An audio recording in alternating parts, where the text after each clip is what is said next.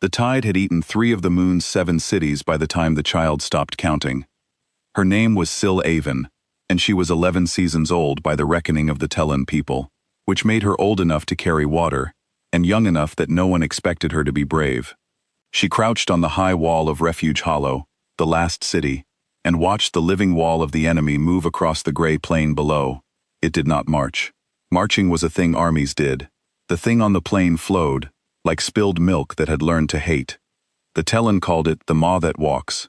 The star charts of the wider galaxy called it the Esh-Karad, a bloom of organic horror that had crossed 9 systems in 40 years and left them silent. It was not one creature. It was billions, knitted into a single hungry sheet of red-black flesh that climbed walls, dissolved metal, and folded the eaten into itself, so that every city it swallowed made it larger. It did not speak. It did not stop. It had no eyes that Sil could find, and yet she felt watched whenever she looked at it. Behind her, the people of Refuge Hollow had sent their cry into the dark 11 days ago. They had spent the last of the colony's broadcast power on a single message, repeated on every channel the Tellan knew how to reach. They had asked the galaxy for help. They had asked the Concord of Settled Stars, who logged the request and replied that the Esh-Karad was a closed quarantine zone and that no vessel would be risked. They had asked the Brel merchant lanes, who answered that the price of rescue was the colony's entire grain reserve, paid first, with no promise after. They had asked the war fleets of the Corin and the Severin and the proud machine mines of the Tessellate, and all of them, in their many voices, said the same thing in the end. Sil had been in the broadcast hall when the answers came back, because her mother worked the relays, and there was nowhere safer to keep a child than under a desk. She had watched the elders read each reply as it arrived, and she had learned to read the elders' faces before she could read the words. The Concord's reply made them go gray and still. The Brel reply made the oldest among them laugh, a short, ugly sound with no joy in it, because the Brel wanted the grain that was the only thing standing between the colony and starving. The Corin did not reply at all, which the elders said was its own kind of answer. The Tessellate replied with a single line that the colony's translator turned into Tellan as follows: "The loss of one minor organic settlement does not alter the projected stability of the region." The elders had read that line aloud, once, and then no one had spoken for a long time. So Sil had learned, at 11 seasons old, exactly what the galaxy thought a Tellan life was worth. It was worth a grain reserve, to the Brel. It was worth a footnote, to the Concord. It was worth nothing at all, to the machines, who had done the math and found the moon could be subtracted without changing the sum. She had filed this knowledge away the way she filed everything, carefully, by counting.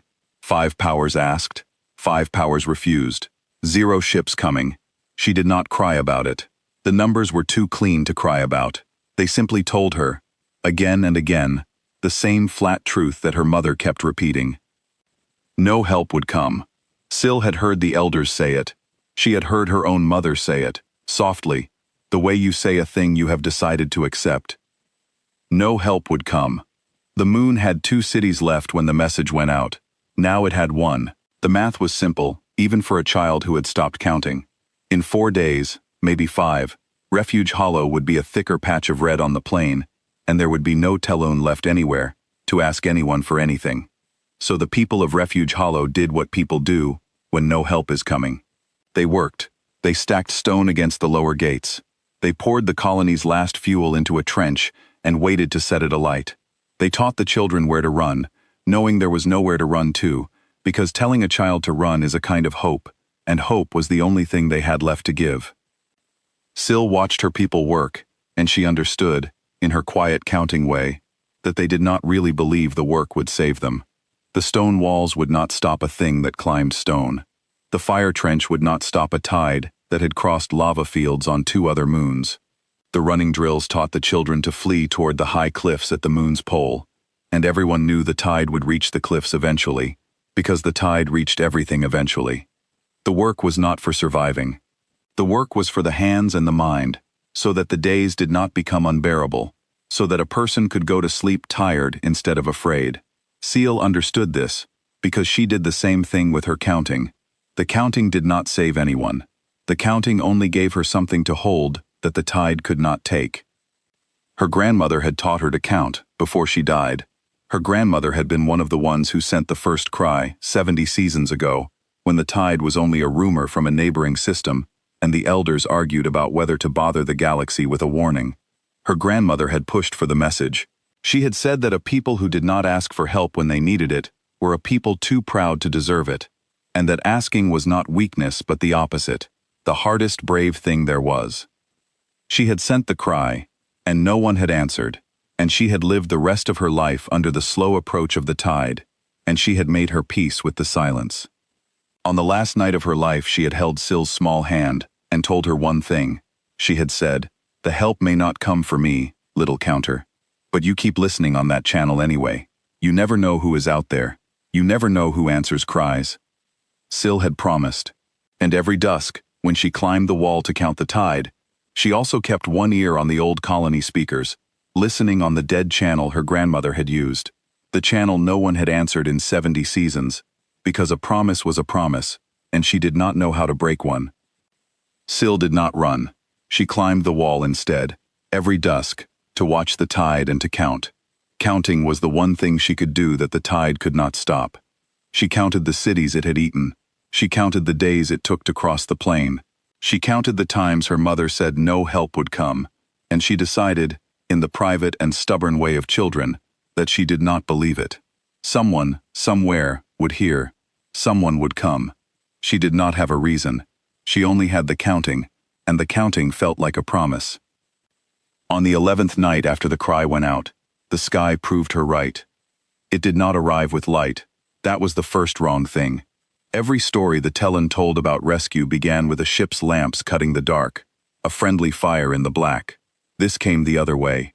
A piece of the night above the moon simply went darker, a hole punched in the stars, a shape so large that Syl first thought a cloud had crossed the sky. Then the cloud had edges, then the edges had the cold straight lines that nothing in nature ever has, and Syl understood that she was looking at a ship. It was enormous. The Tellan had no word for how enormous.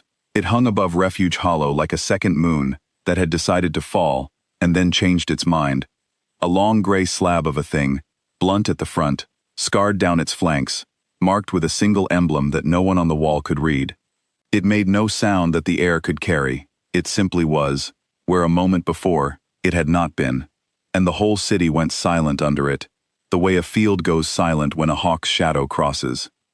Syl tried to count it and found she could not. She had counted everything for 11 days, the cities and the days and the refusals, and the counting had always given her a number to hold. But the ship had no number she could reach. She tried to measure it against the wall and found it longer than the whole city. She tried to measure it against the plain and found it longer than the dead end of the eastern valley. She gave up on its size and counted instead the things she could see on it, the scars, the long, straight scorch marks down its gray flanks, and she understood, looking at them, that the marks were old wounds, that the ship had been hurt before, many times, by many things, and had survived all of them. That was the first thing the ship told her without words. It told her that it was not new to danger. It told her that whatever was coming, this gray thing had come through worse and was still here. The scars frightened the elders, who saw in them a thing too violent to trust. They did not frighten Syl. She had spent 11 days watching a tide that bore no marks at all, a smooth red sea that had never once been hurt, and she had learned to be afraid of the unmarked thing, the thing nothing had ever wounded. The ship was the opposite of the tide. The tide had no scars because nothing had ever fought it and lived. The ship had nothing but scars, and it was still flying, and to Syl, that made it the most trustworthy thing she had ever seen. A thing that had been hurt and kept going was a thing that understood what hurting was. The tide understood nothing. The ship, scarred all over, understood everything, and it had come. Syl's mother found her on the wall and grabbed her arm to pull her down to the shelters. Syl did not move. She pointed up at the gray slab, at the cold straight edges, at the thing that had come from where the cry had gone. Someone heard, Syl said. Far below, on the plain, the tide that had eaten 3 cities stopped flowing. For the first time in 40 years, across 9 dead systems, the Eshkarad went still. It had no eyes that anyone could find. But Syl, 11 seasons old and stubborn as stone, was suddenly certain that the thing on the plane had finally seen something it did not understand, and she watched the underside of the gray ship and waited to learn what help looked like when it finally came. She would spend the rest of her long life telling people what she saw next. Most of them would not believe her. She would not blame them. She had been there, and even she would struggle to believe it. But she would never stop telling it, because she had made a promise to the counting, and the counting had been right. Someone came, and the galaxy that had said no help would ever come learned, in the space of a single night, exactly how wrong a galaxy could be. The ship had a name, though no one on the wall could read the emblem. It was called the Long Answer, and it was, by the measure of the people who built it, the strongest warship Earth had ever sent into the dark. It had not come quickly. This was the thing the Tellan would never fully understand, and the thing that mattered most. The cry from Refuge Hollow had not flown to Earth in 11 days. Light did not move that fast, and neither did distress. The message the colony spent its last power to send had been crossing the dark for 61 years before any human ear received it. Syl Avon's grandmother had been a child when the cry went out. By the time a listening post on the rim of human space pulled the Telloon words out of the noise, the people who sent them had been dead, by every reasonable guess, for 2 human lifetimes. The human who pulled the message out of the noise was a junior signals officer named Petra Voss, 26 years old, on a night shift she had volunteered for because she could not sleep. She was not looking for anything. The post logged 10,000 fragments a night, most of them stellar nonsense, dead stars whispering to each other. Then a pattern came through that was not nonsense, and Petra Voss spent 4 hours teaching the post's old translator how to read a language no human had ever heard, and at the end of the 4 hours, she read what it said.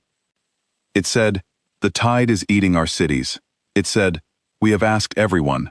It said, "No help will come, but we are sending this anyway, in case we are wrong, in case anyone is out there who answers cries." Petra Voss read it 4 times. She was a careful person, and her first instinct was the galaxy's instinct, the sensible instinct, the one that whispered that the message was old, that the senders were surely dead, that there was nothing to be done about a tragedy that had finished playing out before she was born. She knew the math as well as anyone. 61 years was a long time. A colony under siege did not survive 61 years. Whatever had happened on that moon had happened, and her reading the message changed nothing, and the responsible thing was to log it and move on. She did not log it and move on. She sat in the dark of the listening post with the dead colony's last words on her screen, and she found that she could not make herself treat them as data. Someone had written this. Someone had stood in a failing city and spent the last of their power not on a weapon or a wall, but on a voice flung into the dark, on the slim chance that the dark contained anyone who cared. They had written it knowing they would never hear a reply. They had written in case we are wrong, in case anyone is out there. They had refused, in their last act, to believe that the universe was empty of mercy, and they had been wrong about no one answering, only because the answer was simply slow. Petra Voss decided that the answer would not be slower for her hesitation. Then she did the thing humans do that the rest of the galaxy had never learned to predict. She did not check whether the senders were still alive. She did not calculate whether rescue was worth the fuel. She forwarded the message up the chain with 3 words attached, and the 3 words were, "Someone is asking." The chain did the rest. This is the part the Concord would later study for decades, trying to find the flaw in it, the weakness, the lever they could have pulled to make it stop. There was no flaw. A human distress doctrine, written 400 years earlier by people long dead, said that a cry for help did not expire. It did not matter that the message was 61 years old. It did not matter that the senders were almost certainly gone. The doctrine said that you answered, because the day you decided some cries were too old or too far to answer, was the day you became something you did not want to be. So the order went out, and the long answer turned its blunt gray prow toward a moon that had probably already died, and it ran the dark for 9 more years to get there. 70 years. That was the gap between the cry and the answer.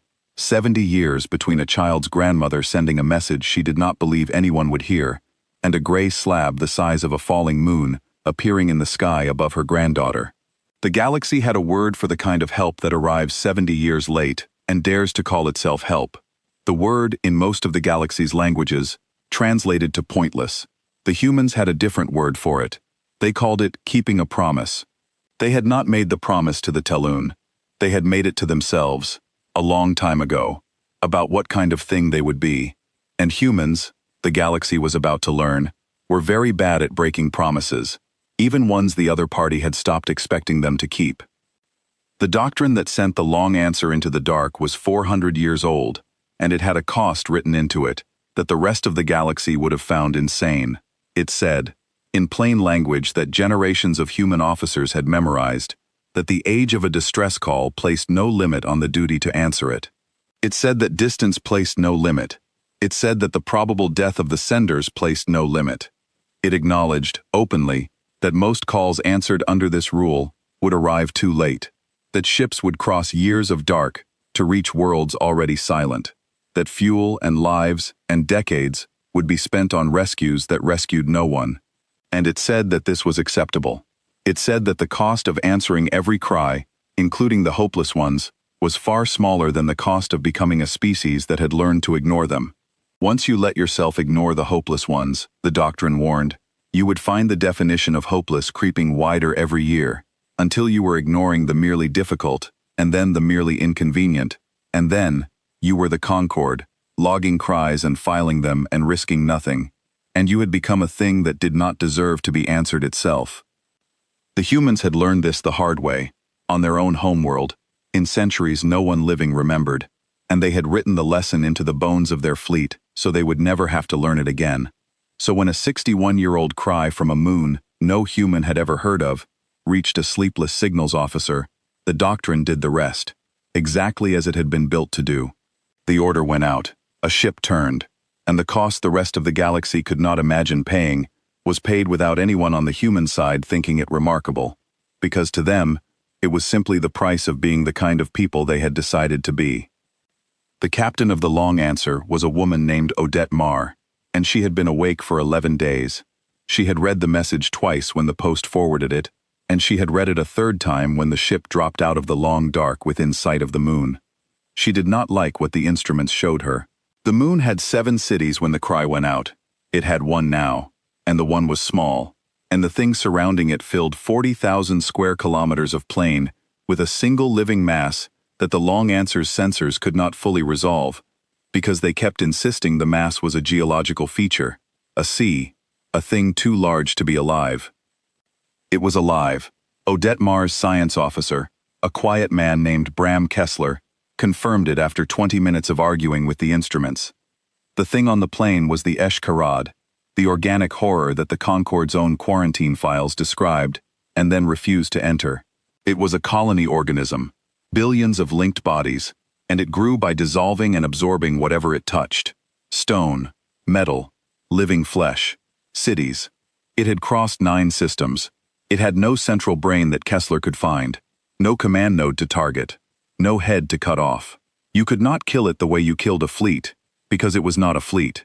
It was a tide, and tides do not surrender, because tides do not know they are losing. Kessler pulled the Concord's own file on the thing and read it aloud on the bridge, and the file was a study in giving up. It described the Esh-Karad in careful detail. It logged the 9 systems it had eaten, the species it had ended, the rate at which it grew. It recorded 3 separate Concord attempts to stop it, each by a different method, each a failure. A fleet had fired on it and watched its weapons do nothing to a thing with no organs to destroy. A bombardment had cratered the surface it sat on and watched the tide simply flow into the craters and keep coming. A quarantine had been drawn around it, and the quarantine had failed because the tide did not need ships to spread, only worlds within reach. And at the end of the file, after all the data, was a single recommendation, the conclusion of the galaxy's most powerful minds, and the recommendation was to do nothing. To classify the region as lost, to wait for the Esh-Karad to run out of worlds to eat, which the file estimated would take another 2,000 years, and to make sure no Concord asset was anywhere near it in the meantime. The file did not contain the word surrender, but surrender was the whole of what it said. Odette Marr listened to the file and then asked one question. She asked whether any of the 3 Concord attempts had tried to make the tide gather itself in one place before striking it. Kessler scanned the file and said no. Every attempt had struck the tide while it was spread thin across a continent, which meant every attempt had been trying to kill a sea by the cupful. No one had ever asked the simpler question, the human question, the one that came from a species that had spent its whole history learning to turn an enemy's nature against itself. No one had asked what the tide wanted, and whether wanting it could be made into a trap. Odette Marr asked it, and the answer to what the tide wanted was sitting right there in the file, written 9 times over. The tide wanted the biggest meal. It always reached for the biggest meal. The Concorde had recorded that fact 9 times and never once seen it for what it was, which was the lock and the key together, a weakness so total and so simple that only a species too proud to think like prey could have missed it for 40 years. Odette Marr looked at the small bright city surrounded by the dark living sea, and she did the math that the Tellan elders had already done. 4 days, maybe 5, before the tide finished the last city. She had arrived with 4 days to spare on a rescue that was 70 years late. She found that she was not relieved. She found that she was angry, in the low, steady way that humans get angry when they look at something that has been eating children for 40 years and calling it nature. "Open the channel," she said. "The one they used. Send on it." Bram Kessler looked up. "Captain, the senders are almost certainly dead. The people down there now, if there are people down there, won't know that frequency. It's 70 years old. They're a colony under siege who spent their last power on a distress call," Odette Marr said. "Trust me, they never stopped listening on that channel. Send." She was right. They never had. On the wall of Refuge Hollow, in the silence under the gray slab, every speaker the colony still had crackled at once. The sound that came out was not Tellan. It was a voice in a tongue no one on the moon had ever heard, low and human and tired. Then the colony's own ancient translator, the same machine their grandparents had used to send the cry, woke for the first time in 70 years and turned the words into something the people on the wall could understand. The words were these: "This is the warship Long Answer, of Earth. We received your message. We are sorry it took so long. We are here now. Hold on." Silek Avivan heard those words standing on the wall beside her mother, and she did not understand most of them. She did not know what Earth was. She did not know what a warship was, beyond the gray shape blotting out the stars. But she understood the last 2 words, because her mother had been saying them to her for 11 days, every time the tide ate another kilometer of plain. "Hold on," her mother had said it to keep them both moving. The voice from the sky said it like a fact, like a thing that was already true, like a hand closing around theirs in the dark. Her mother began to cry. Sil had never seen her mother cry, not when the 3rd city fell, not when the food was rationed to a child's handful a day, not when she had to teach Sil where to run knowing there was nowhere. She had held all of it without breaking, the way the strong ones did, and now a tired voice from the sky said, "Hold on," like it was already true, and her mother broke open and wept like the bottom had fallen out of her. Sile understood, watching her, that her mother had been holding back the crying not because she did not feel it, but because there had been no one to catch them if she let go. Now there was. Now the ground had appeared under the falling, and she could finally let herself fall. Around them on the wall, the soldiers of Refuge Hollow, who had spent 11 days preparing to die well, lowered their useless weapons and stared up at the slab and made sounds that were half laughter and half grief. The sounds people make when a thing they decided to stop hoping for arrives anyway, too large to argue with, hanging in their sky. An old soldier near Sil sank to his knees on the wall, not in worship, just because his legs had stopped being able to hold the weight of 11 days, now that he no longer had to. A young one beside him kept saying a single word over and over, the Tellan word for impossible, until it stopped sounding like a word and became a kind of breathing. None of them reached for the gun emplacements. None of them gave an order. They simply stood under the gray shape that had come out of the dead channel and let themselves believe it, slowly, the way you let yourself believe in a dawn you had stopped expecting. Sil did not weep and did not kneel. She kept her eyes on the slab and went on counting, because counting was how she believed in things. 1 ship, larger than the city, come from the channel her grandmother used, arrived 70 seasons after the cry. The numbers were as clean as the refusals had been, and they told a truth as flat and as total. Help had come. It was late beyond all reason. It was here. Below them, on the plain, The Eshkarad began to move again, but it did not move toward the city. It moved toward the ship. This is the part the Tellan would tell for 1,000 years, and it is the part that mattered, so it must be told carefully. The Eshkarad had eaten 9 systems. It had never met resistance it could not dissolve, because everything it had ever touched was made of matter it could eat. It looked up, in whatever way a tide looks up, and it saw a new and enormous object in its sky, made of metal, made of the stuff it loved most, and it did the only thing it had ever done. It reached for the meal. A column of the living mass rose off the plain. It did not fly, exactly. It threw itself, a tower of red-black flesh 40 kilometers tall, hurled upward by the pressure of billions of bodies below, pushing the bodies above into the sky. It reached for the gray underside of the long answer, the way the tide had reached for every city, every wall, every fleeing child. It reached to dissolve the ship and fold it in, and grow. It touched the hull. And for the first time in 40 years, across 9 dead systems, the Eshkarad learned that there was matter in the universe it could not eat.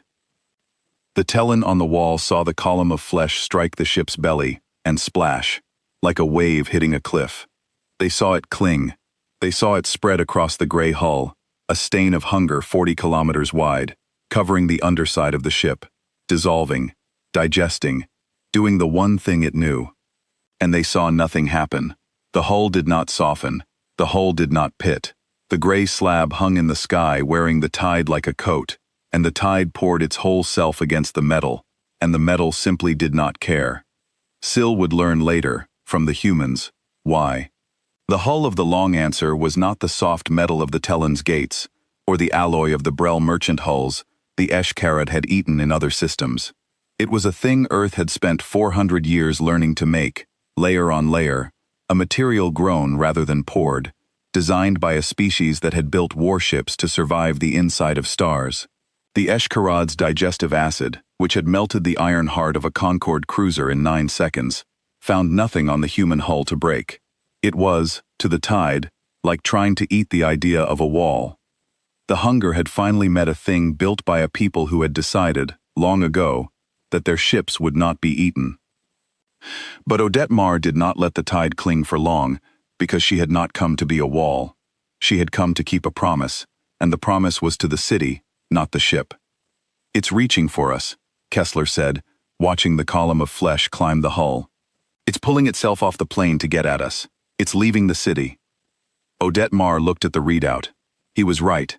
The tide, which had spent 40 years flowing toward the cities of the moon, had turned its whole attention to the new and larger meal in the sky.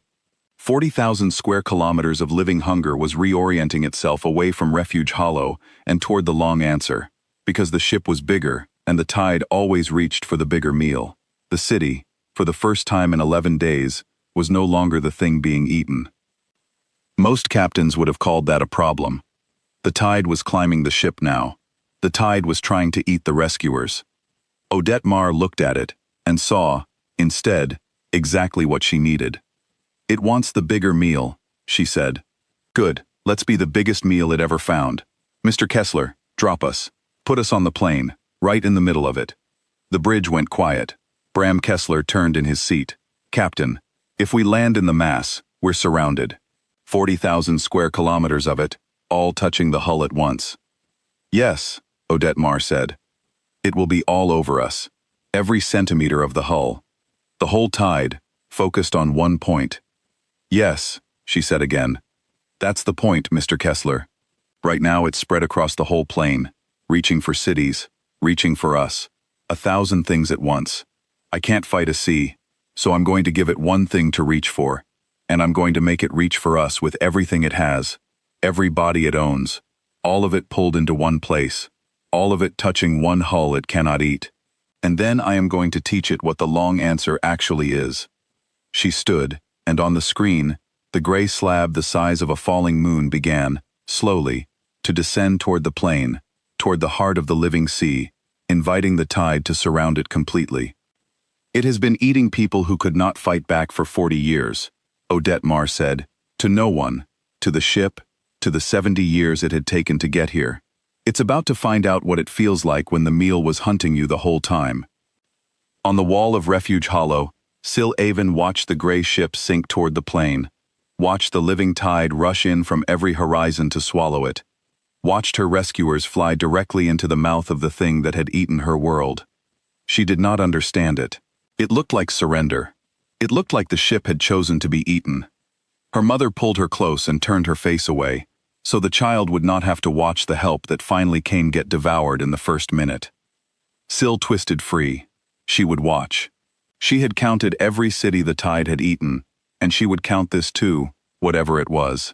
She fixed her eyes on the gray slab as the red-black sea closed over it completely, until there was nothing left to see but the tide, smooth and dark and whole, with the ship somewhere beneath it. And then the ground began to shake, not the shake of a city falling, a new shake, a deep, rhythmic, deliberate shake, coming up through the wall and into Sil's feet, a heartbeat far too large to belong to anything alive. Under the tide, the long answer had reached the plane, and it was just beginning. The shaking had a number, though Sil did not know it. The long answer's engines, when run at full pressure inside an atmosphere, beat at a frequency of 9 cycles a second, and each beat moved enough air to flatten a forest.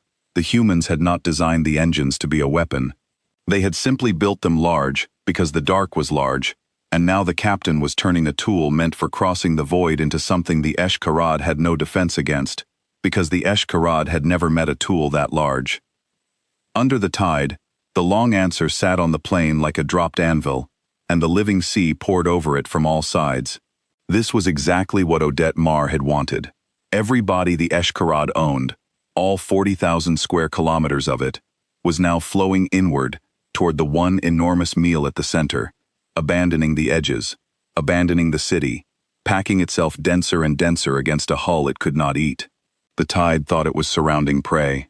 It was, in fact, doing the one thing that would let a single ship kill all of it at once. It was gathering itself into one place. Mass is consolidating, Bram Kessler reported. His voice was steady, which on a human ship is the same as a scream of excitement. 90% of the organism is now within 20 kilometers of the hull. 94. It's all coming to us, Captain. It's leaving nothing behind. How deep is it on top of us? 6 kilometers and climbing. It's burying us. It thinks it's burying us. Odette Marr almost smiled. The thing on the plane had no brain to outwit, no commander to deceive, and that had made it, for 40 years, impossible to fight. You cannot trick a tide, but you can teach a tide to gather, by being the biggest meal it has ever seen, and a tide that has gathered itself into a single dense mountain of flesh 6 kilometers deep is no longer a sea spread thin across a continent. It is a target. It is, for the first time, a thing that can be killed in one stroke, because it has done you the favor of putting all of itself in one place. This was the whole of the captain's plan, and it was a plan that only worked because the enemy had no mind. A thinking foe would have seen the trap. A thinking foe would have noticed that the ship it could not eat was inviting itself to be surrounded, would have grown suspicious of a meal that wanted so badly to be swallowed, would have held back some part of itself in reserve. The Esh-Karad held nothing back, because holding back was a thing minds did, and it had no mind. It only had hunger, pure and total, and hunger always reaches for the biggest meal, and so the captain had only to be the biggest meal, and the enemy's own nature did the rest. 40 years the galaxy had failed to kill the tide because the galaxy kept trying to outfight it. The humans did not outfight it. They let it be exactly what it was, all the way, until being what it was, had gathered every gram of it into one place to die. Bram Kessler watched the mass percentage climb and understood the plan a half-second before it finished, and he laughed once, short and disbelieving, the laugh of a man who has just watched a problem that 9 systems called unsolvable solve itself by being asked the right question. It's bringing itself to the killing floor, he said. It thinks the floor is a dinner table. 97% within 20 kilometers. 98. There is almost nothing left out on the plane, Captain. It's all here. It's all on top of us. Good, Odette Marr said. Then let's make sure none of it goes home. Run the engines up, she said. Full pressure. All of it. Now. The Telon on the wall heard the heartbeat change. The deep 9 times a second shake became a roar, a sound that came up through the stone and into their teeth. a sound so large that it stopped being a sound and became weather. The mountain of red-black flesh that had buried the ship began, from the inside, to boil. It is hard to describe what the long answer did, because the humans had not built it to do this, and had no clean word for it. The simplest true thing to say is that the ship turned its engines outward, against the mass pressing in on it, and poured the heat of a small star into the flesh that was trying to eat it. Not a beam, not a shot. The HFY had survived shots. It had no nerves to wound, no organs to rupture, no single death to die. A weapon that killed a fleet would have left it laughing, because you cannot kill a sea by stabbing it. So the long answer did not stab it. The long answer cooked it. The heat went out in every direction at once, through 6 kilometers of packed living flesh, and the flesh, being mostly water and mostly alive, did what living water does when a star is switched on inside it. It boiled. It flashed to vapor from the inside out, 10 million tons of it a second, the tide turning to red steam in a sphere that swelled outward from the buried ship faster than the eye could follow. The mountain of flesh that had buried the long answer did not fall. It evaporated, a column of red mist climbing 40 kilometers into the moon's thin sky, and at the bottom of the rising mist sat the gray slab, unburied, untouched, its hull glowing dull orange and shedding the heat like a stone shedding rain. On the wall, the Talon screamed. It was not a scream of fear. There is a sound a people make when they watch the thing that has been eating them for 40 years turn to vapor in front of their eyes, and it is not a sound that translates. And Syl Avon made it, along with everyone else, her counting forgotten, her small hands gripping the stone, watching the Red Sea boil away into the sky. But the HFY was 40,000 square kilometers of organism, and the ship had only cooked the part that buried it. The edges of the tide, the part too far out to vaporize, felt the center of itself die, and did the thing the tide always did when wounded. It pulled back. It recoiled from the heat, the living sea drawing away from the orange glowing ship, retreating across the plain toward the far horizon, toward the dead cities, away from the thing that had finally hurt it. It's running, Kessler said. 40 years and it's never run from anything. It's pulling back. Then we go after it, Odette Marr said. It crossed 9 systems. It ate this whole moon, and 8 others, and it never once had to be afraid. I am not going to let it leave this plane, still thinking the universe is something it gets to eat. Lift us. Walk us forward. Stay low. Push it against the far wall of the valley, and finish it. The long answer rose off the plane on its glowing belly, and moved forward, slow and deliberate and enormous. A gray mountain walking on the heat of its own engines, herding the retreating tide before it. Everywhere the ship's shadow fell, the flesh boiled. The tide tried to flow around it, to split and slip past on either side and flee onto the open plain, and each time it split, the long answer turned and cooked the leading edge, until the tide learned, in whatever way a tide learns, that there was no direction that did not lead to heat. The thing that had never been hunted was being hunted, herded, driven across its own conquered plain by the meal it had reached for, and it had no brain to understand what was happening to it, only billions of bodies feeling the heat come closer, and pulling back and back and back, until there was nowhere left to pull. It took 2 hours. The Talon watched all of it from the wall. They watched the gray ship drive the Red Sea into the dead end of the eastern valley, where the cliffs the tide had climbed to enter the moon's last fertile basin, now penned it in. They watched the long answer settle across the valley mouth, like a lid on a pot. They watched the engines run up one final time, and they watched the last of the HFY, the organism that had crossed 9 systems and eaten 9 worlds and feared nothing, turn to red steam against the cliffs of a moon it had almost finished eating.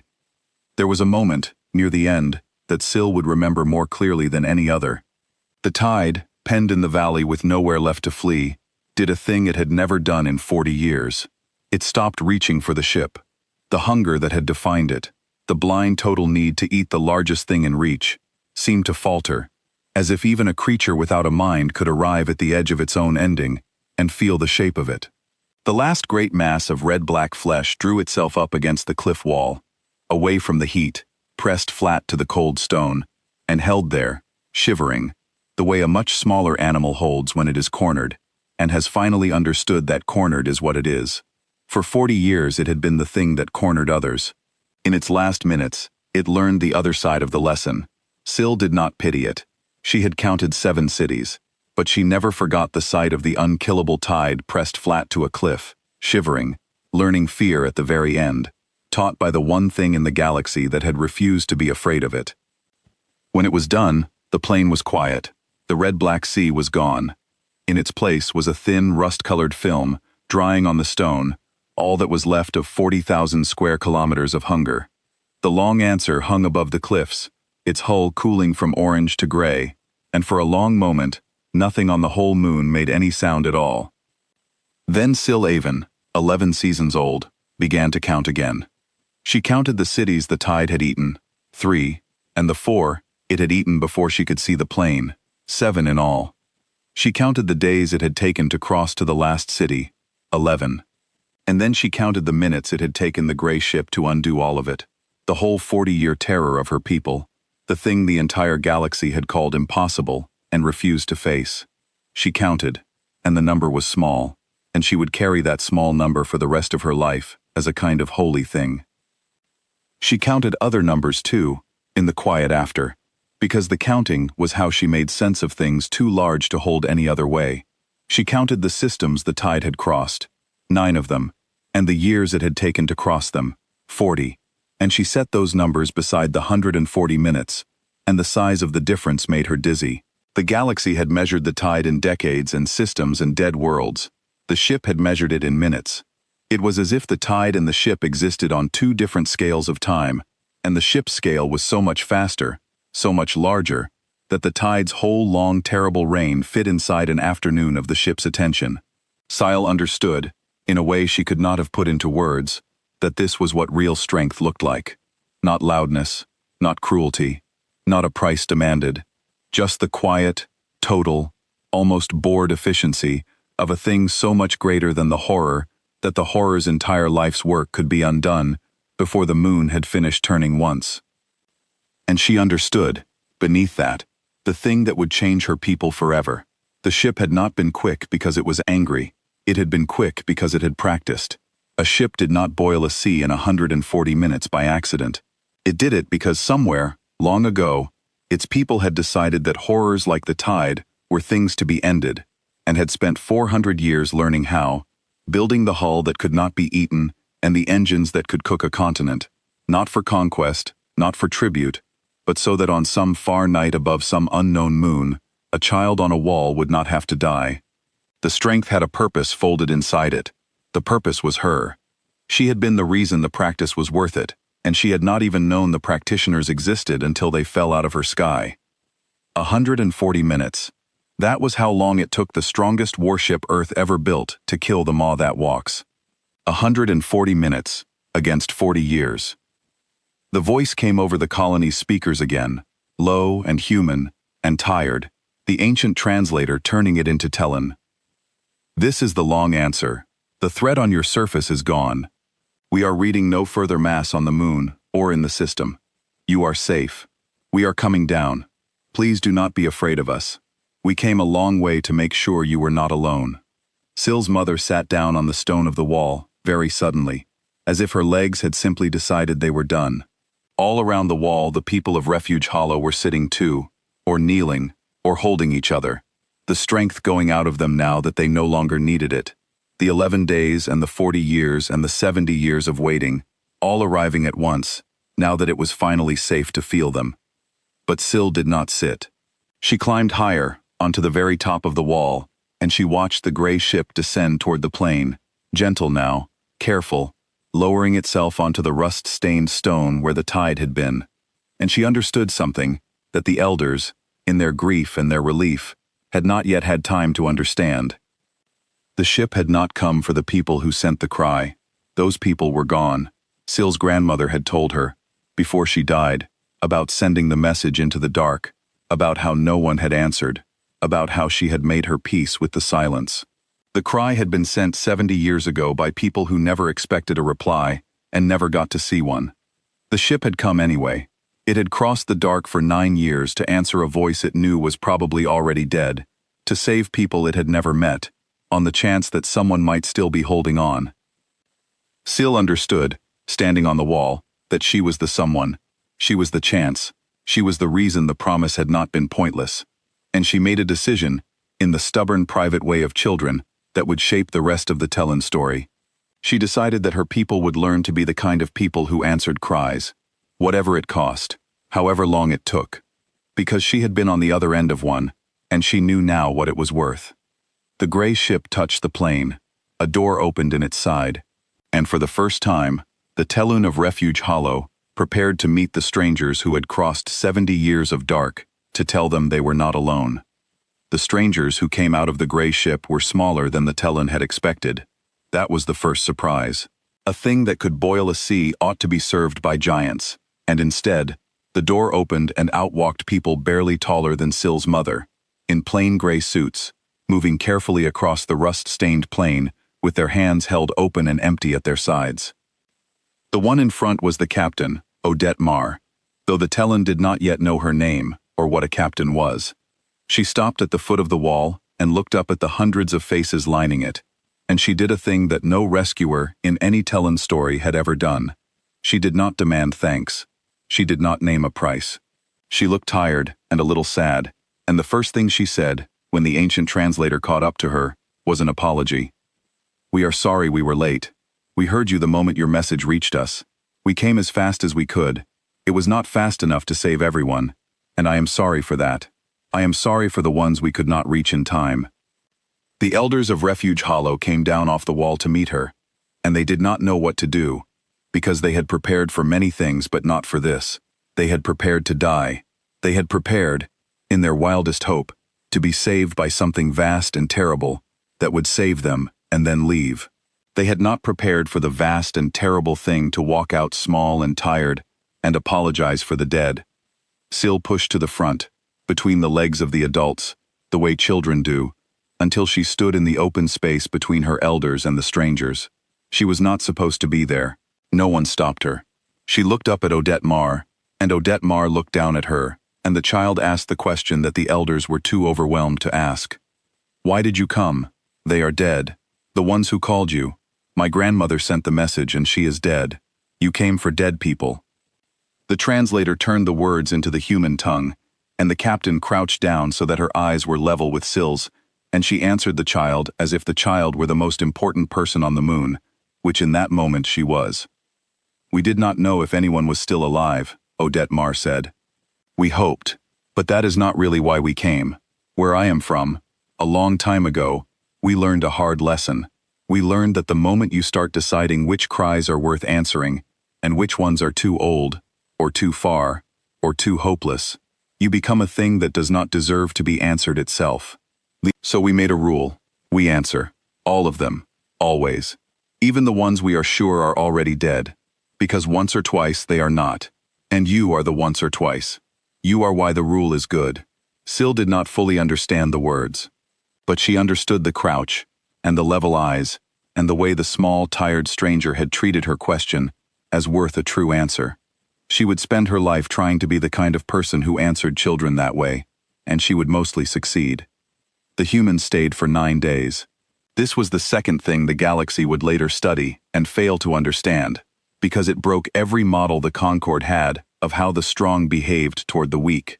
The long answer was the strongest warship of a species that had just casually destroyed a horror that 9 systems had fled from. By every rule the galaxy knew, the humans should have taken what they wanted and gone. Tribute. Territory. A vassal's oath. The Telun had nothing the humans needed, and no power to refuse any demand. The humans demanded nothing. The elders did not believe it at first. How could they? Every story they knew about the strong meeting the weak ended one way, and the way it ended was that the weak paid. The Brel had offered to save them for the grain. The few rescues in Telun memory had all carried a price, a debt, an oath of service, a daughter taken as surety.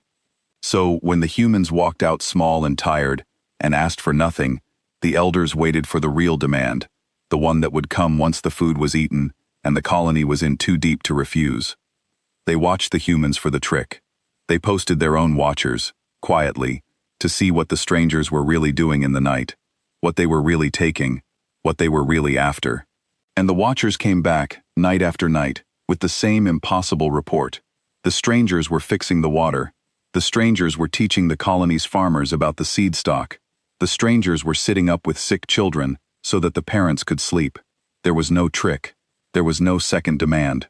There was only somehow exactly what had been offered, which was help, and the absence of any price for it was the most frightening thing the elders had ever encountered, because it meant the universe contained a kind of strength they had no model for and did not know how to be safe around. It was Syl who finally made the elders understand, though she did not mean to. She came to the council on the fourth night and told them, in her flat counting way, that she had been keeping track. She had counted the rations brought down and divided them by the colony's appetite and found 4 years of food.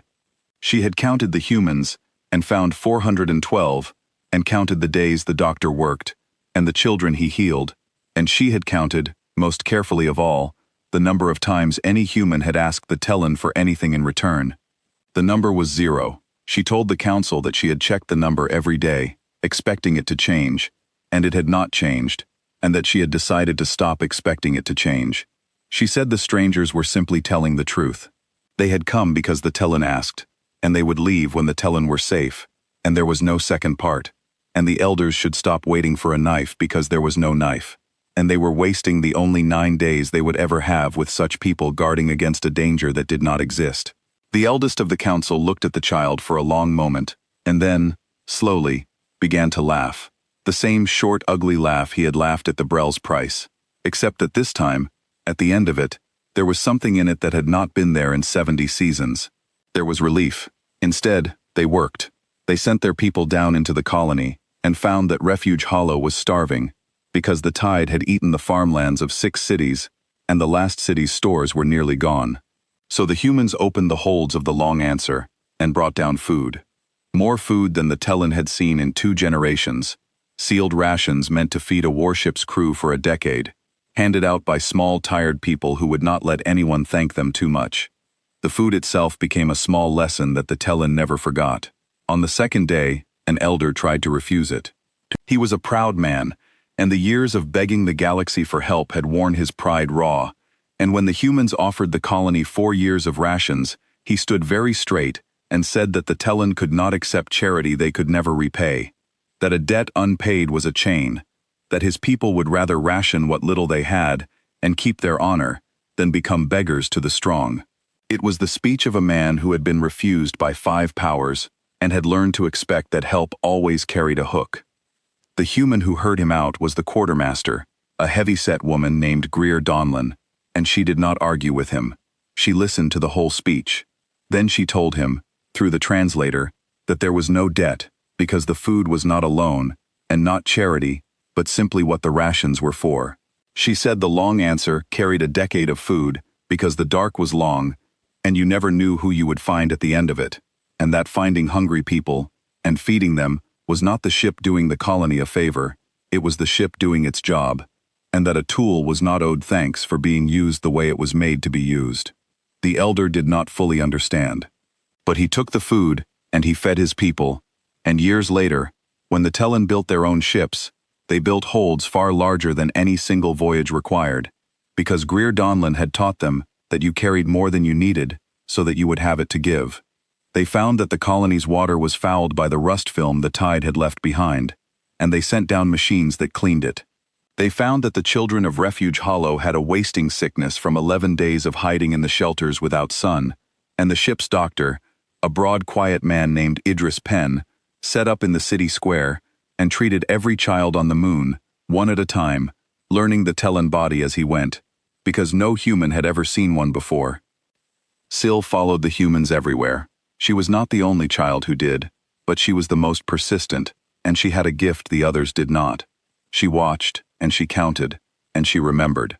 She counted the rations the humans brought down, enough to feed Refuge Hollow for 4 years, which the humans called a small amount, and the Tellan called a miracle. She counted the days the doctor worked, 9, without a full night's sleep, and at the end of them, not one Tellan child still had the wasting sickness. She counted the humans, all 412 of the Long Answer's crew, and she learned their faces, and she learned that they were not giants or gods, but tired people a long way from home, who had crossed 70 years of dark to to keep a promise to strangers. She attached herself most of all to the science officer, Bram Kessler, because he was the one who would answer her endless questions. She asked him how the ship had boiled the sea. He told her, in words she half understood, about heat and engines and a hull that could not be eaten. She asked him why the humans had not just left after killing the tide. He looked at her for a long moment and said that leaving people to starve right after saving them from being eaten was not really saving them, it was just changing how they died, and the humans were not interested in changing how people died. They were interested in people not dying. She asked him about the dead channel. This was the question that made the science officer go quiet for the longest. She told him about her grandmother, about the first cry sent 70 seasons ago, about the promise to keep listening on a channel no one ever answered. She asked him whether the humans had heard that first cry too, the older one, or only the last one. Bram Kessler checked the ship's records, because he was the kind of person who checked, and he came back to her the next day with an answer she did not expect. He told her that the human listening posts had in fact recorded the first cry as well, 60 seasons before the last one reached them, but that it had been too faint and too broken to read, a fragment buried in the noise of dead stars, flagged as a possible signal of unknown origin, and set aside. The humans had not ignored her grandmother's first cry. They simply had not been able to hear it clearly enough to know it was a voice. The second cry, the louder one, the one sent with the last of the colony's power, was the one that came through. Syl thought about this for a long time. It meant her grandmother's first message had not been wasted, exactly. It had been a seed the humans could not yet read, and it meant that her grandmother had been right to keep sending, right to keep listening, because somewhere out there the cries were piling up in human records, waiting only to be heard clearly enough to answer. She told the science officer that her grandmother would have liked knowing that. He said he was sorry her grandmother had not lived to. Syl said her grandmother had not expected to. That was the whole point of sending it anyway. She asked him whether the humans were ever afraid. She asked it because she had watched the crew fly the ship into the mouth of the tide, into a thing that had eaten 9 worlds, and she could not understand a people who would do that. Bram Kessler thought about it honestly. He said yes, they were afraid. All the time. That fear was not the opposite of what they did, but a part of it. That a person who felt no fear was not brave, only empty. He said the captain had been afraid when she ordered the ship onto the plane, that he had seen it in her hands. The bravery, he told the child, was not in feeling no fear. It was in answering the cry while you were afraid, because the cry mattered more than the fear. He said that was the only kind of courage that was worth anything, and the only kind that could be taught, and that the day humans pretended to feel no fear was the day they would have to be afraid of themselves. She asked him the question that the elders had begun to whisper among themselves, the frightened question, the one the whole galaxy would eventually ask. She asked him what the humans wanted in return. Bram Kessler crouched down the way the captain had, and he told the child the truth, because she had asked plainly, and she deserved a plain answer. Nothing, he said. That is the thing your people will have the hardest time believing, and I understand why. Out here, everyone wants something. The ones who saved you always wanted something. So you are all waiting for us to name our price, and you are afraid of what it will be. I am telling you there is no price. We came because you asked. We will leave when you are safe. That is all of it. There is no second part. Syl thought about this for a long time, sitting on a crate in the city square, while the doctor treated the line of children behind her.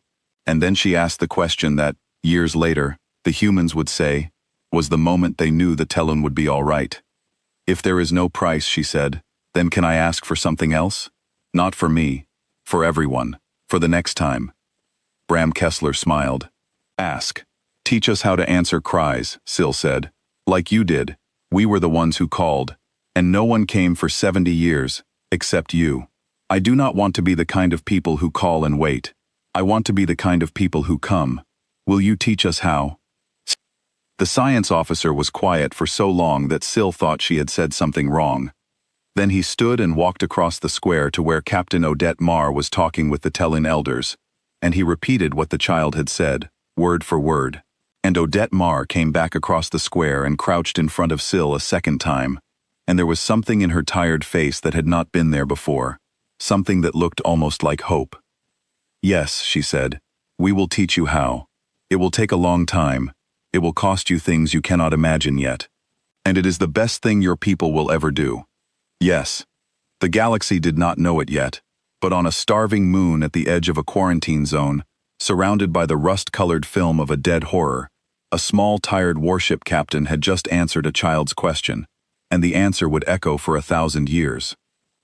There was one more thing the humans did, on the 7th day, that the Tellan would tell of for 1,000 years. They went out onto the plain, to the dead end of the eastern valley, where the last of the tide had been cooked against the cliffs, and they found, beneath the rust-colored film, the ruins of the 6 eaten cities. The tide had dissolved the people, but not entirely erased the stone, and in the drying muck there were foundations, and outlines of streets, and the shapes of homes. The humans did not have to do anything about this. The cities were gone, and their people with them, 70 years dead, no business of a ship passing through. But Captain Odette Marr ordered the crew to spend a day there anyway. They cleared the rust from the foundations of the largest dead city. They raised a single marker of human metal, plain and unmarked, because they did not know the Tellan words and would not guess at them, and they stood the surviving Tellan before it and were silent with them for a while. Syl stood in that silence, holding her mother's hand. She did not understand all of it, but she understood that the strangers were grieving people they had never met, people they had failed to reach in time, and that they considered the grieving part of the job too, that you did not only save the living, you also honored the ones the dark had taken before you arrived, because to walk past them unmarked was to agree they had never mattered. The Tellan took down what the marker meant and built their own beside it later, and to this day, on the moon the humans saved, every ship that answers a cry carries a small plain marker in its hold, to raise over the ones it reaches too late. On the 9th day, the humans prepared to leave. The food was distributed, the water was clean, the children were well.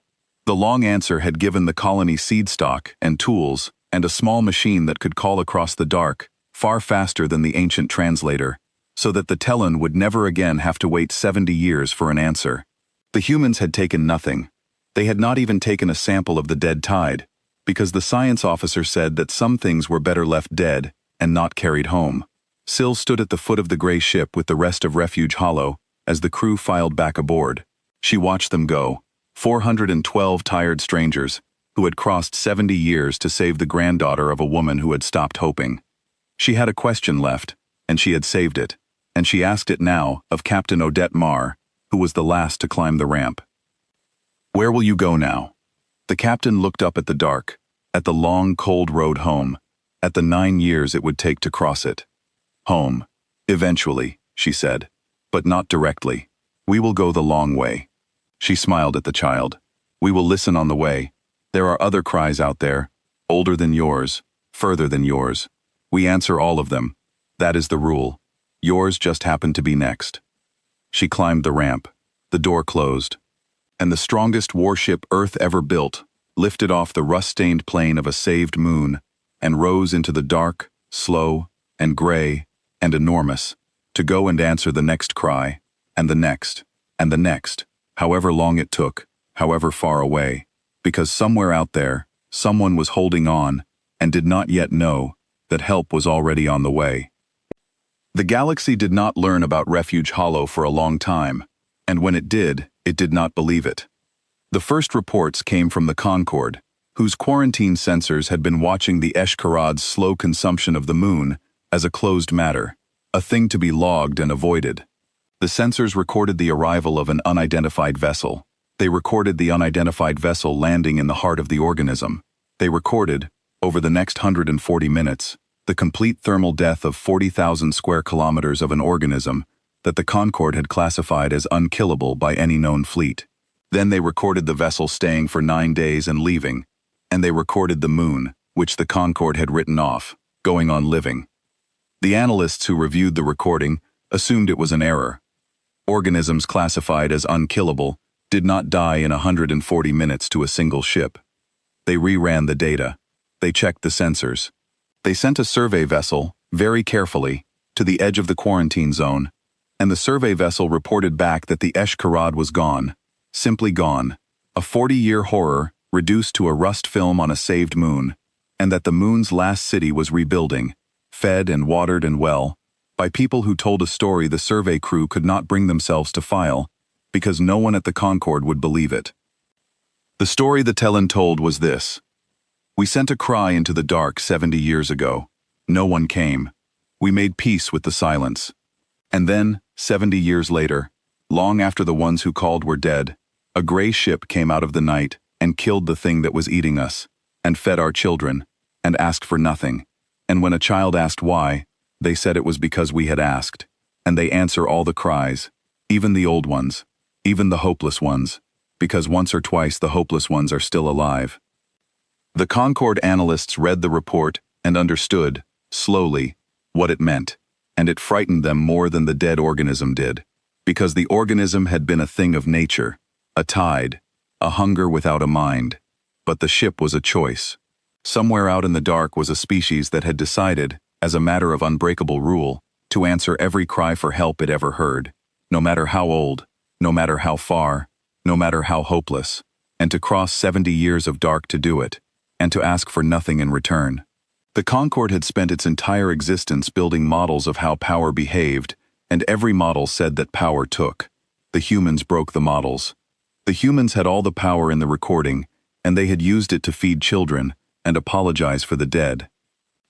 There was a particular session of the Concorde's High Assembly, held some 40 years after Refuge Hollow, that the Talon later obtained a record of and treasured for the rest of their history. In it, the assembly debated what to do about the humans. The debate was long, and it was frightened, and it went in circles, and the circles all came back to the same impossible point. A senior delegate of the Tessellate, the machine minds, who had once written off the moon as a footnote, laid the problem out in the cold, clean language of the machines. The humans, it said, could not be deterred, because they wanted nothing the Concorde could threaten to withhold. They could not be bought, because they refused payment. They could not be contained, because they did not expand into territory, but into worlds they then left independent. They could not be predicted, because their behavior did not follow the universal law that the strong act in their own interest, given that answering a 70-year-old cry for a starving moon served no interest the machines could compute. The delegate concluded that the humans were, by every measure the Concorde possessed, a force of nature wearing the shape of a species, and that the only rational policy toward a force of nature was to stay out of its way and study it from a safe distance. The assembly adopted that policy. It was, in its way, a surrender, though no one called it that. The most powerful bloc in the galaxy had looked at a single warship's habit of answering cries and concluded that the wisest course was to leave it entirely alone. The Concorde did the thing frightened bureaucracies do. It opened a file, and it began to watch. It learned, over the following decades, that Refuge Hollow had not been the first. It traced the long answer's long way home and found a string of saved worlds behind it, each one a cry the ship had answered on its way, each one a place the galaxy had written off. But a mining colony crushed under a Coran raid answered. A generation ship dying of a plague answered. A station of refugees that had drifted into a predator's hunting ground answered. The humans did not conquer the worlds they saved. They did not garrison them, or tax them, or take their oaths. They fixed what was broken, and they left. And they listened for the next cry, and the worlds they left behind began, slowly, to change. This was the part the Concorde found most unsettling of all. The saved worlds did not stay saved and grateful and small. They became answerers themselves. Refuge Hollow was the clearest case. The Talon, who had asked the humans to teach them how to answer cries, learned. It took them 4 generations.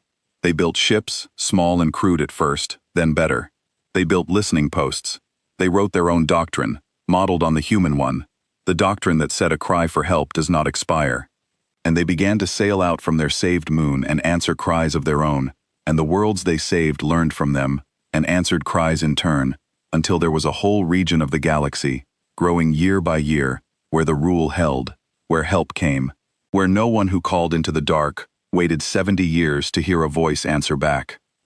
The first cry the Talon ever answered, they answered badly. This was a story Syl told often, because she had been there, an old woman by then, riding the first ship her people ever built that could cross the deep dark. The cry came from a mining station 3 systems away, crushed under a Corin raid, and the Tellan ship that went to answer it was slow and undergunned, and arrived a full day after the humans would have. And it nearly did not arrive at all, because the Tellan were new at the deep dark, and made every mistake a new people makes. But it arrived. It drove off the Corin raiders, who had not expected anyone to come for a station that small. It brought down what food and medicine it had, which was not much, and it fixed what it could, which was not everything, and it left behind a small machine that could call across the dark, and it asked for nothing. The miners of that station did not understand why a people they had never heard of had crossed 3 systems to save them. So a Tellan, an old woman who had once been a child counting cities on a wall, crouched down to a frightened miner's level and explained. "We answer all of them," she said. "Even the small ones, even the far ones. Someone taught us how. We are passing it on." And the miners, in time, built ships of their own, and the rule spread one more world out from the moon, where it had landed 70 seasons too late, and been worth it anyway. The Concord called it a contagion. They were not entirely wrong. It spread like one, mind to mind, world to world, the simple, unkillable idea that you answer cries, that the strong owe the weak an answer, that no one is too far or too late to deserve one. It had no central source the Concord could quarantine. It had no fleet they could blockade. It was just a thing people learned once it was done to them, and then could not unlearn, and then could not help passing on. The humans had not built an empire. They had built something far harder to stop. They had built a habit, and they had given it away. Sylvain lived a long life. She became, in time, the most respected voice on the moon her people had saved. The child who had stood in the open space between the elders and the strangers, and asked the questions everyone else was too overwhelmed to ask. She had counted the rations and the days and the 140 minutes, and she never stopped counting, but she counted different things now. She counted the cries the Telun answered. She counted the worlds they reached in time, and the few they did not, and she taught her people to grieve the few without ever using them as a reason to stop. She counted, at the end, more than 100 worlds that the Telun had answered, 100 cries that did not go 70 years unheard, because once, long ago, a gray ship had answered hers. She told the story of the long answer to every child who would listen, and many who would not. She told it the same way every time, because it was true, and the truth did not need improving. She told them about the tide that ate 7 cities. She told them about the cry into the dark, and the 70 years of silence, and her grandmother making peace with a help that never came. She told them about the night the stars went dark in the shape of a ship, and the voice that said, "Hold on," and the gray slab sinking into the mouth of the thing that ate her world. She told them about the 140 minutes, and the small tired strangers who walked out and apologized for the dead, and the captain, who crouched down to a child's level, and said, "We answer all of them, always, because once or twice they are still alive, and you are the once or twice." She told them, too, about the things that did not fit in the bright version of the story, because she was an honest counter, and she would not let the children carry a lie. She told them that the humans had not saved everyone. 6 cities were already gone when the ship arrived, and all the people in them with it, and no warship, however strong, could uneat a city. She made the children sit with that. She told them that being the once or twice did not mean the others were less real, that for every cry answered in time, there were cries answered too late, and worlds the ships reached, only to find silence, and that the rule did not promise a happy ending. The rule promised only that someone would come. Whether they came in time was a thing the dark decided, not the answerers.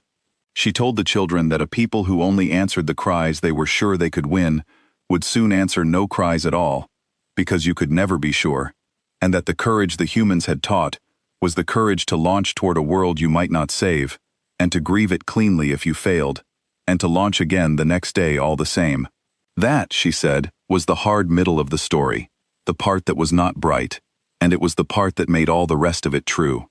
And she told them the most important part last, every time, because it was the part she most needed them to carry. She told them that the humans had not made the Tellan strong by saving them. The saving was only the beginning. The humans had made the Tellan strong by teaching them to do the saving themselves, by treating a child's question, "Can you teach us how to come?" as the most important question on the whole moon. The greatest thing the strongest warship Earth ever built had ever done, Syl told the children, was not killing the tide. Anyone strong enough could kill a tide. The greatest thing it had ever done was leave behind a people who would never again wait 70 years for an answer, because they had become the answer. For someone else, somewhere out in the dark. The humans, for their part, did not think of any of this as remarkable. This was perhaps the strangest thing of all, the thing the Concorde never managed to put in a file. When the long answer finally came home, 9 years after leaving Refuge Hollow, no one held a parade. The crew filed off the ship tired and quiet, and they wrote their reports. And the reports were filed alongside 10,000 others, because saving a moon was simply the job. Captain Odette Marr was asked, once, by a young officer who had heard the story, whether the Tellan rescue had been the most important thing she had ever done. She thought about it, and she said no. She said it had been a Tuesday. She said the important thing was not any single rescue, but the rule that produced them. The rule that said you answer, and that the rule only worked if you never let yourself believe any one answer was special, because the moment you started ranking cries was the moment you started ignoring some of them. The young officer pressed her. He asked how she could be sure the rule was worth it, if she never went back to sea. If she launched toward worlds that were probably already dead, and left saved worlds behind, without ever learning what they became. How did she know, he asked, that any of it mattered? That she was not just throwing a great ship's life into the dark after the dead? Odette Marr considered the question seriously, because it was a real one, and the young deserved a real answer. She told him that certainty was not the point, and had never been the point. She said that if you needed to be sure a cry was worth answering before you answered it, you would answer none of them, because you could never be sure. The dark was too large and the news too slow. She said the rule was not a wager you placed expecting to collect. It was a promise you kept because of who you wanted to be while you were keeping it.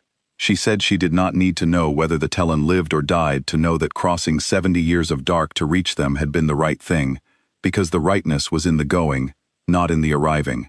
The arriving belonged to the dark. The going belonged to her, and she would rather spend a whole career going toward worlds she never got to see saved, than spend a single year as the kind of person who had stopped going at all. The young officer asked her finally if she ever wondered what became of the worlds they saved. Odette Marr said she tried not to. She said the answer was not theirs to collect. You answered the cry, and you left. And what the people did afterward was their own to build, and the whole point was that you did it without needing to know. But she said, if she was honest, she did wonder about the Tellan. She wondered about the child who had asked to be taught how to come. She said she hoped the child had grown up to answer a few cries of her own. The child had answered more than 100. Odette Marr never knew. That was how the humans wanted it. The seed did not need to watch itself grow to know it had been worth planting. 700 years after the night the stars went dark over Refuge Hollow, a cry went out from a world at the far edge of the answered region, a small world being eaten by something patient and terrible, a world that had asked everyone, and been told that no help would come. The cry crossed the dark for a long time, and then, one night, the people of that world looked up and saw a piece of the sky go darker, a shape with cold straight edges, a ship coming down out of the night toward the thing that was eating them. The ship was not human. It was Tellan, built on the moon that the humans had saved, crewed by the descendants of a child named Syl Afivan, who had once stood on a wall and counted the cities a tide had eaten. It carried a doctrine written 700 years before, modeled on a human one, that said a cry for help does not expire. And when it had killed the thing that was eating that small world, and fed its children, and asked for nothing, a child of that world pushed to the front of the crowd and asked the Tellan captain why they had come. And the Tellan captain crouched down so that her eyes were level with the child's, the way her people had been crouching down to frighten children for 700 years.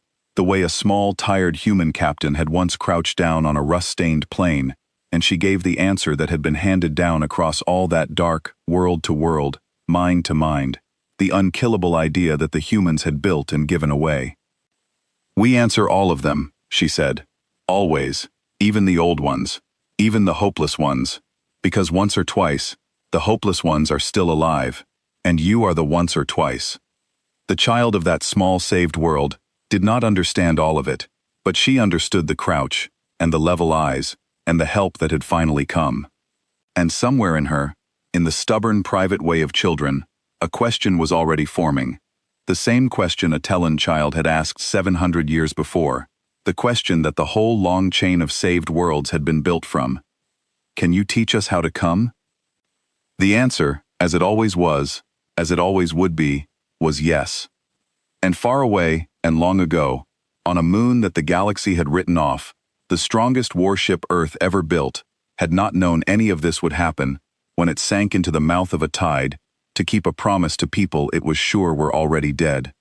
It had simply answered a cry, because that was the rule, and you did not get to choose which cries deserved answering, and once or twice the hopeless ones were still alive. Once or twice, a child was still on the wall, counting, refusing to believe that no help would come. And help came.